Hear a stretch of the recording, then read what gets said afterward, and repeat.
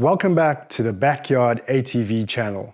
If you've got a Gen 3 Can-Am Outlander and you spec'd it with the winch from factory, here's a little trick that I'm going to show you, which I just found out, of how to make that a lot more neater.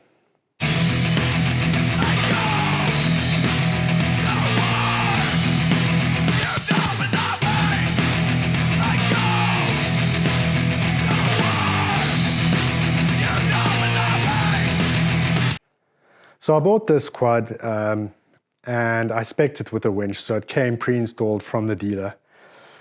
And yeah, I wasn't too happy because if you take a look here, you've got a switch here for the winch. Now I've seen online that you have some, like especially with the XT package, the winch controller is actually sitting over here. And I was a little bit bummed because I really wanted it to, I think it just looks so clean if it's all just this in this one switch here and you don't have this separate switch. This looks very aftermarket, right? And that's not what I was going for. But you know what it is. And yeah, so I also ordered the quad with the hand guards, but they didn't come in time, you know, to be put on before I took delivery. So I got the hand guards from the dealer and I told them I'd put them on myself. Stay tuned for a video, it's coming. And when I was taking a look at this, I saw that this hand guard has to attach here, and it has to attach here where the master cylinder, the brake master cylinder, attaches to the handlebars. But because of this switch here, it's too long and the handguard's not going to fit. So I went into panic mode and I'm like, oh man, I'm going to have to get a whole new switch over here, you know, to integrate with the winch switch. Then I decided to go take a look at the manual, and let me show you what the manual says. If any of you have got one of these machines, please do yourself a favor and go and read the instructions. There's like so many things that I got from the dealer that weren't installed properly on this bike. And if you go and actually take a look at the instructions on how to install the accessories, it tells you in detail how to do it. So when I took a look at the winch, I don't know if you can see there, but let me show you here. For this switch, there's two options. Option one, you can remove that little plate on the switchgear and remove the switch out of that second one and put it in there. And bam, you have your integrated switch.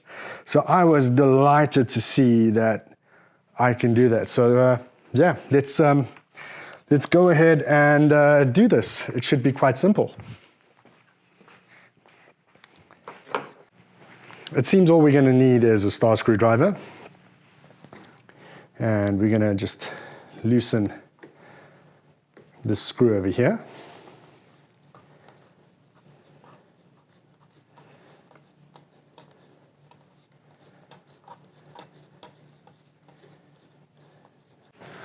Now this should just slide out like that, and there it is. So I'm now just going to take this one off. Let's see, it seems like we need a Torx over there. What else is holding it on? Let's take a look.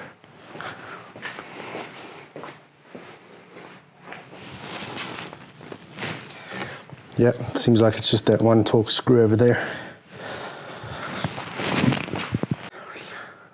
So yeah, this is a T10 Torx screw. So let's just take that out.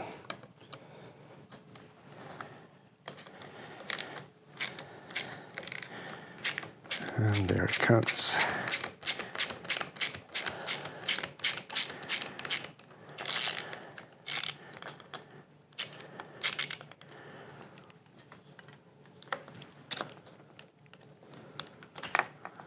There you go. Good. All right.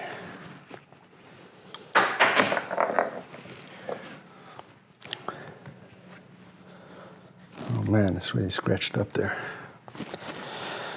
Okay, now the same procedure just over here. We're just going to loosen this screw. Let me come to the other side. Okay, just loosen this screw over here. I can't believe this is so simple. Okay.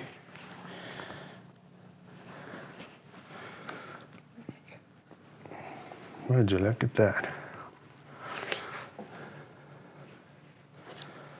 Just get some slack over here. All right.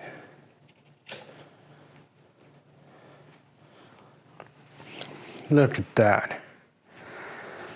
And then we just need to put the screw back in.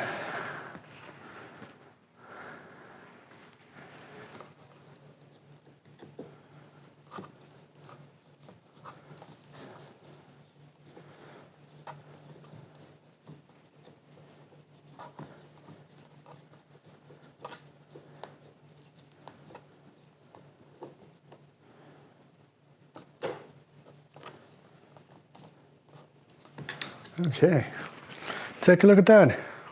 So much neater. It's right there, accessible. You don't need to like move over.